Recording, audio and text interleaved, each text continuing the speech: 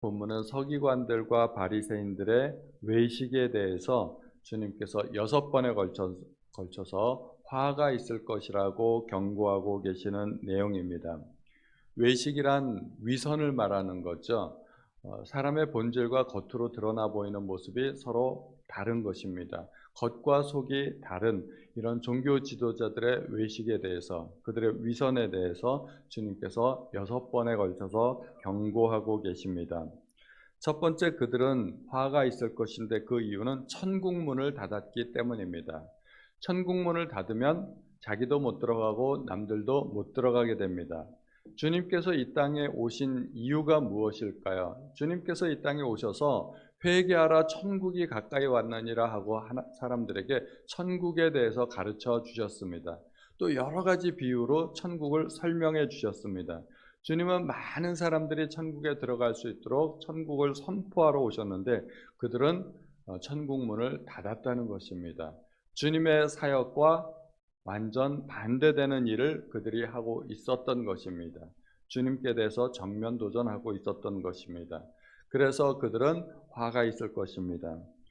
그들은 천국문을 닫을 뿐만 아니라 그들의 가르침을 받은 사람들을 더 악하게 만들어서 배나 지옥 자식이 되게 한다는 것입니다. 이렇게 외식은 전염되는 특성이 있고 점점 더 커지는 특성이 있습니다. 그래서 외식은 마치 종교와 같다고 말할 수 있습니다.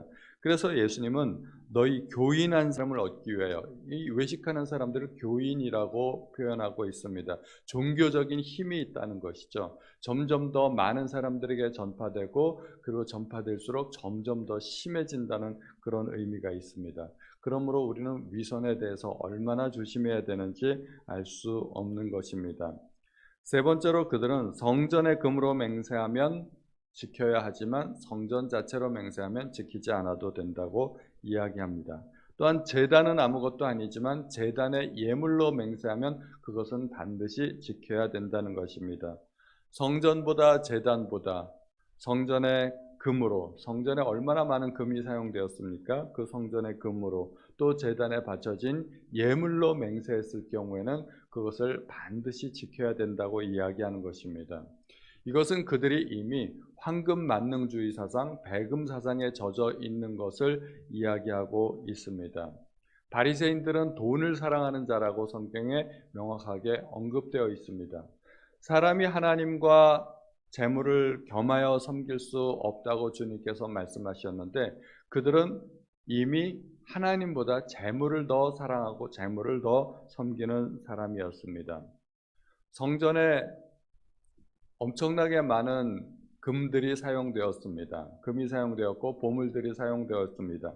그러나 성전의 가치는 결코 그 금에 있지 않았습니다.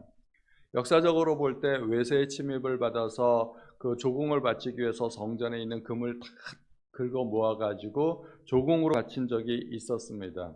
그렇다고 해서 성전의 가치가 떨어질까요? 그렇지 않습니다. 성전의 모든 금을 다 수탈당하고 다 빼앗겼다 할지라도 그래도 성전은 여전히 하나님의 임재 장소로서 그 가치가 있는 것입니다. 성전이 왜 중요할까요? 금 때문에 중요한 것이 아니라 그곳에 바로 하나님께서 임재하는 곳이고 그곳은 기도의 처소이고 하나님께서 그곳에서 들려지는 모든 기도 소리에 귀를 기울이시고 계시기 때문에 성전이 소중한 것입니다. 구약의 성전은 신약에 와서 교회로 내치가 되었습니다. 교회가 하나님께서 계신 곳이고 두세 사람이 내 이름으로 모인 곳에서 나도 그들 중에 있겠다고 주님께서 약속하셨으므로 오늘날은 교회가 성전의 기능을 대체하고 있습니다.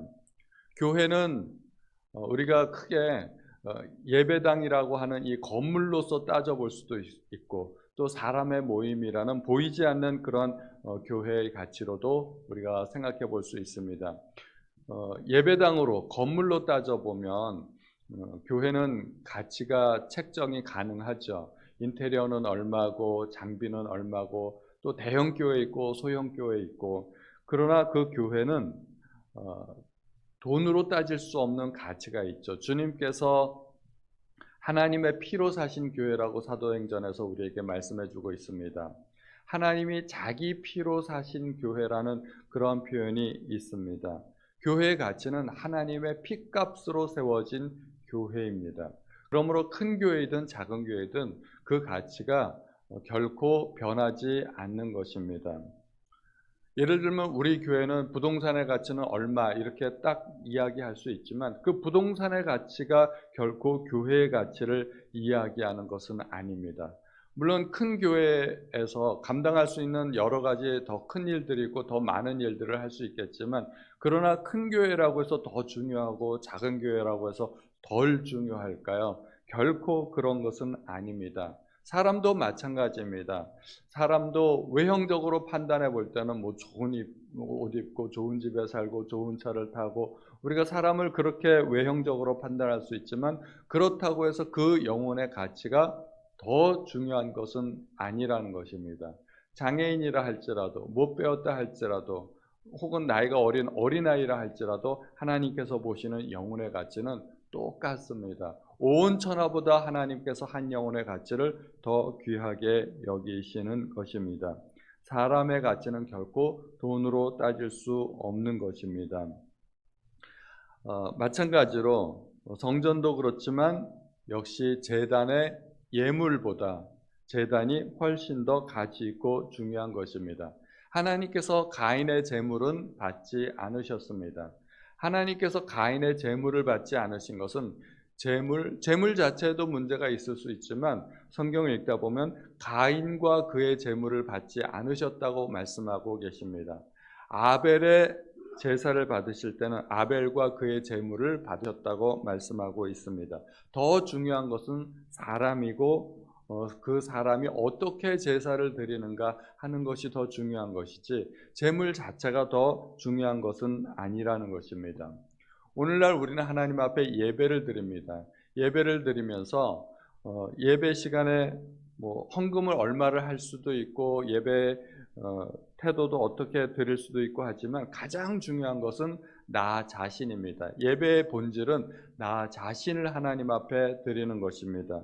그래서 우리는 예배를 드리면서 내가 과연 하나님 앞에 드려지고 있는지 그것을 생각할 수 있어야 될 것입니다. 네 번째로 그들은 11조는 열심히 드리면서도 율법에 더 중한 바 정의와 긍휼과 믿음은 버렸다고 이야기합니다. 어찌하든지 그들은 11조를 열심히 드리려고 노력을 했습니다. 그것 자체는 인정해 줄 만하지만 그러나 눈에 보이지 않는 정의, 긍휼, 믿음은 버렸다는 것입니다. 저는 예전에 11조에 관한 이야기를 하면서 어떤 분이 11조는 돈으로 들어오는 소득뿐만 아니라 물질적인 것 모든 것들을 다 따져야 된다는 그런 이야기를 들어본 적이 있습니다. 그게 무슨 말이냐면 예를 들어 제가 누구에겐가 식사 대접을 받았어요. 10,000원짜리 식사 대접을 받았으면 그거는 제가 현금으로 받은 것이 아니라 할지라도 그러면 그것도 1,000원 계산해서 11조 해야 되는 거 아니냐 누군가 그렇게 이야기하는 것을 들어본 적이 있는데 이분은 굉장히 정확한 분이구나 저는 속으로 그렇게 생각을 했습니다. 저는 그렇게 해본 적이 없거든요.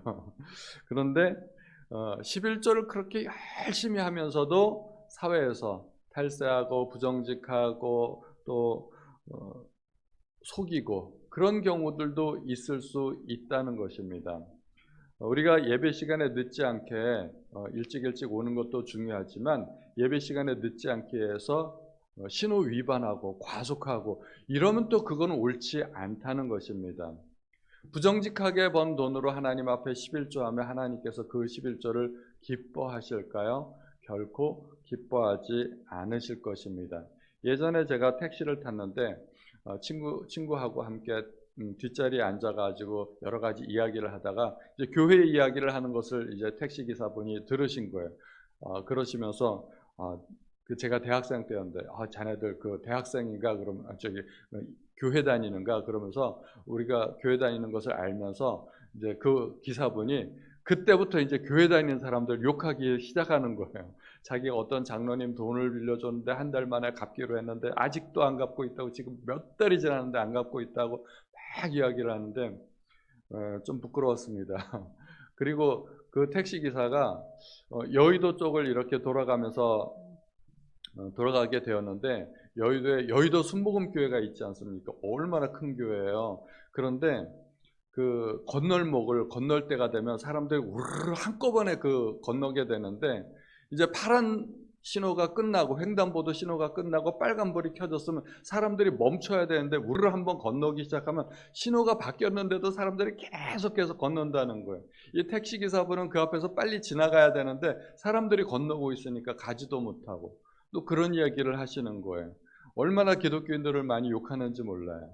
그러니까 제가 그 앞에서 조금 부끄러웠는데, 그래서 뭐 할 말은 별로 없고, 그 장로님이 돈을 빌려가서 안 갚은 것은 잘못되기는 했지만 아마 장로님이 아니었으면 더 많이 떼갔을지도 모릅니다. 그러면서 좀 변명을 해드렸던 적이 있었거든요. 우리는 하나님 앞에 잘하는 것도 굉장히 중요하지만, 그러나 사람들에게 잘하는 것이 굉장히 중요합니다.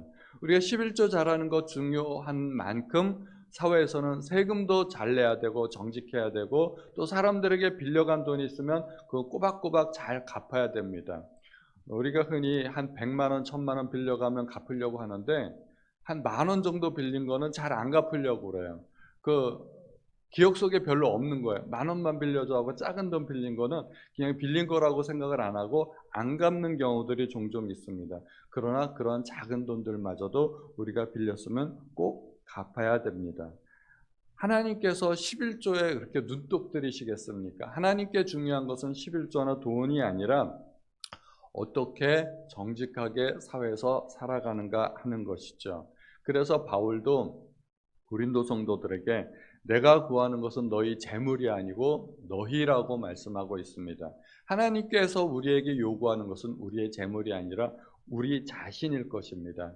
그래서 우리가 하나님 앞에, 사람들 앞에 정직하려고 노력해야 될 것입니다.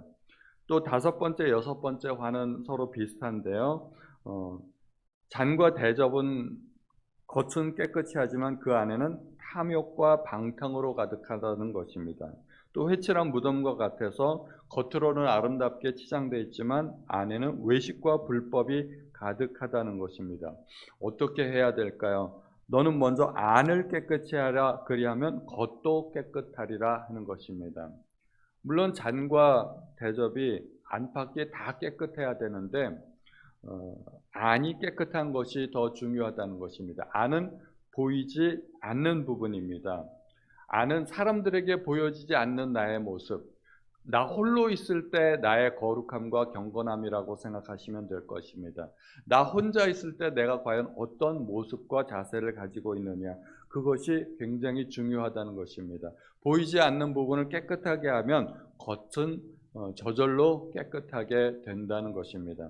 제가 예전에 어떤 식당에 갔었는데, 요즘은 그렇게 하는 식당이 없는 것 같은데, 물컵을 갖다 주는데 사람이 4명이 앉으니까 물컵을 4개를 딱 갖다 주는데 컵을 4개를 한 손으로 딱 잡는데 이렇게 잡는 거예요. 무슨 말인지 아시겠죠? 손가락 4개를 그 컵 안에다 딱 넣어가지고, 그럼 4개를 딱 한꺼번에 잡을 수 있잖아요.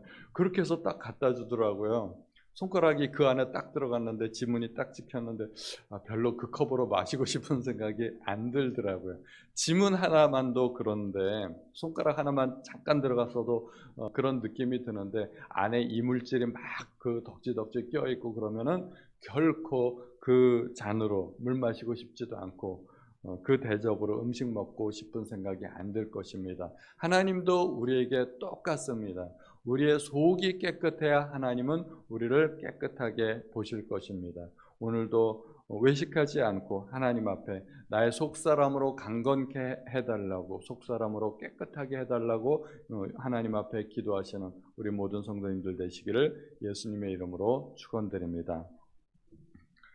하나님 아버지, 오늘도 저희에게 외식하는 서기관과 바리새인들에 대하여 경고의 말씀을 주신 주님의 말씀을 들려주시니 감사드립니다. 저희는 하나님 앞에 신앙생활하면서 이렇게 외식하는 서기관들과 바리새인들과 같지 않도록 도와주시고 늘 하나님 앞에 정직하고 깨끗한 사람이 될 수 있도록 도와주옵소서. 모든 말씀 우리 주 예수님의 이름으로 기도하였습니다. 아멘.